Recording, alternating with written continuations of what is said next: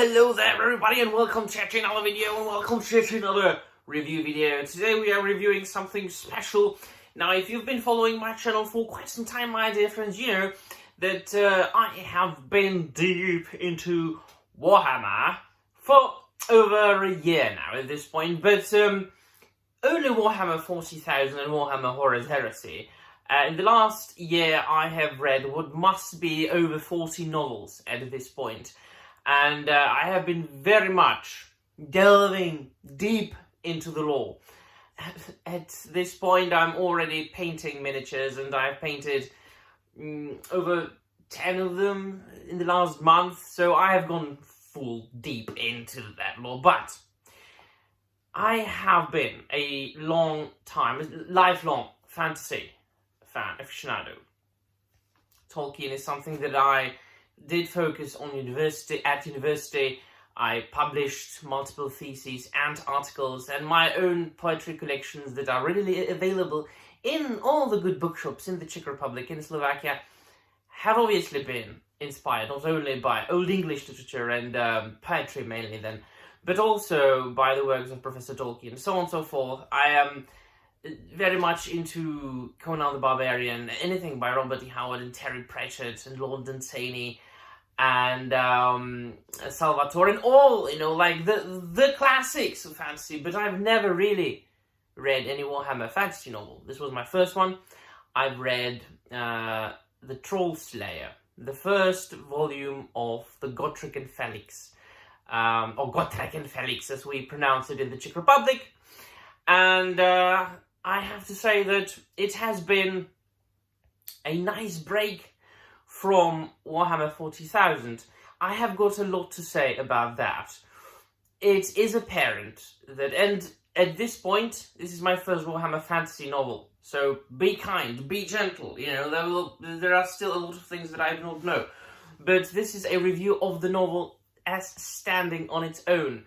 It is very much apparent that William King was inspired by a million, billion, gazillion things, and in a way it portrays a lot of the characters and also a lot of the facts and tropes in a very stereotypical way. It's Gotrek Gurnison, a dwarf who is very much based on the dwarves as they were described by Professor Tolkien. Although they spell the plural with F. Dwarfs, not dwarves. So there's a little bit of difference there. They keep the older the older spelling of dwarfs there. And so obviously for those of you who know, this series is focusing on the adventures of the human poet, scribe Felix Jäger and his dwarf companion Gotrek Gurnison, who saved Felix in the past because, well, both of them are kind of outcasts, right? Both of them have committed crimes and they were banished from their respective societies. Gotrek is then searching for a glorious death at the hands of some sort of monster or any other peril, be it earthly or supernatural. That would be his redemption in life. And they met in under, well, very tropey circumstances. Gotrek saved Felix from under the hoofs of imperial guards, and they got drunk, and Felix swore that he would document his journey, Gotrek's journey, and that he would document his glorious death that he is seeking all throughout this novel, and I believe in the upcoming novels as well. And so they meet forces of the chaos all throughout the book, be it a demon vampire spawn-like lady or just mutants, werewolves or bandits, your everyday, like, both stereotypical fantasy villains, bad guys, and something which is more specific to Warhammer universe, Warhammer world, which of course then me reading Warhammer Fantasy for the first time, I was pleasantly surprised that it does share one aspect with Warhammer 40,000 and Warhammer Horus Heresy, and that is the Chaos and the Dark Lords of Chaos. Because they were obviously talking about Tzeentch and Slaanesh. And I was like, yeah, it's like, these are the Dark Lords from Warhammer 40k that I know very well by now. Very, very well. And so, to my knowledge, this is like the only resemblance, the only connection that those two universes, quote-unquote, have in common. So it was a very much wholesome read, because it was a proper fantasy novel. Like, as proper as you can possibly imagine. Two companions go on a quest to... They travel to Nuln, and they haven't got there in the first volume yet. And on the way, they encounter various fantasy tropes. And sometimes there is a surprise. Sometimes there is a twist, which... There was one twist that surprised me a little bit. Because, you know, when you've been reading fantasy for years and years and years, and in my case, I can already say that for decades, you are happy when you...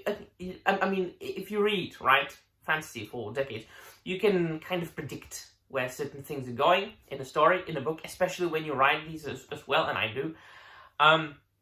And one thing kind of surprised me as well, and that was, spoilers now, when they encountered one of the Dark Mages, the former classmate of Felix's actually, who was living in a castle above the village, and he took prisoners, quote-unquote, and the prisoners were the children of all the village inhabitants, and he experimented, and he made mutants, and they attacked Gotrek and Felix, and in the end of the story, or the chapter, this particular adventure, you find out that those mutants that attacked Gotrek and Felix killed them, they were actually the children of the villagers.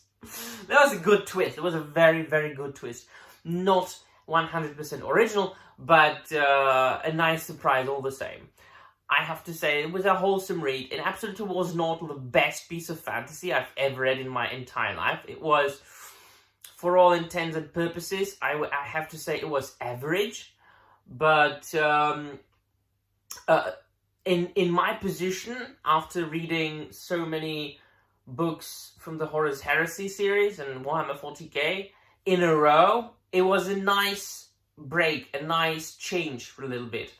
I'm going to read one more Horus Heresy book, and then I'm going to continue with the Gotrek and Felix saga.